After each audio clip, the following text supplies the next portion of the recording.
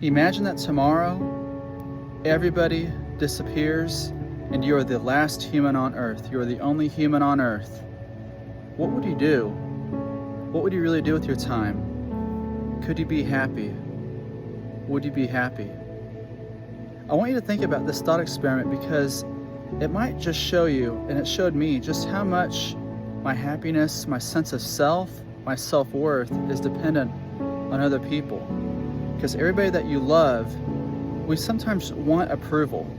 We want approval, we want to be liked. That's normal. That's natural human evolutionary response. And I just want you just to show you, could you be happy if you're the last human on earth?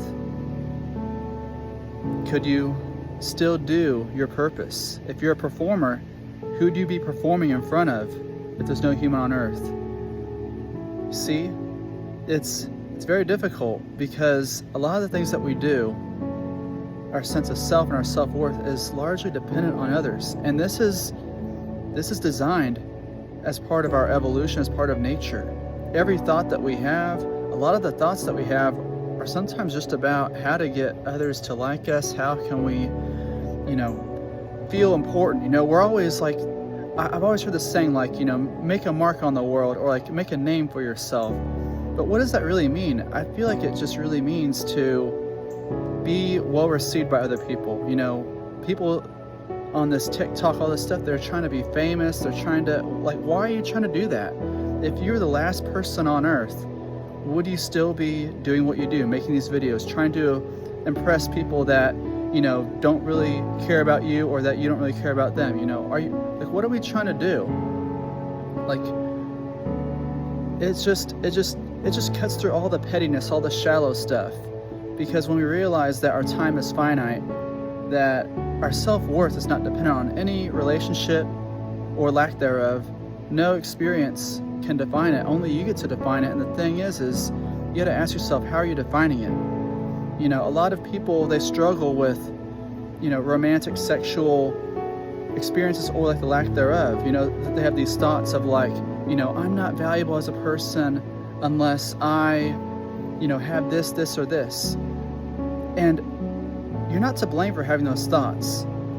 Society conditions you to have those thoughts that for some reason you're not worthy of being human, you're not valuable as a person unless you achieve this. That is actually part of society, and even deeper, it's part of our biology. If you think about it, survival of the fittest, evolution, we have to have these thoughts sometimes in order for us to have survived back then. Like, our biology goes against us.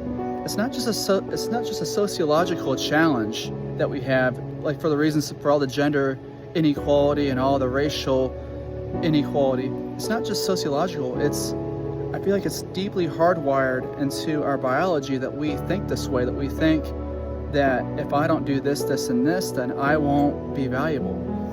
And we have to first acknowledge that is part of our evolution, so we can go out there and meet people, and we can go out there and mate with other people.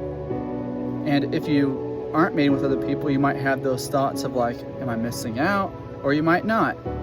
So you just have to consider loneliness as part of the human condition for a reason.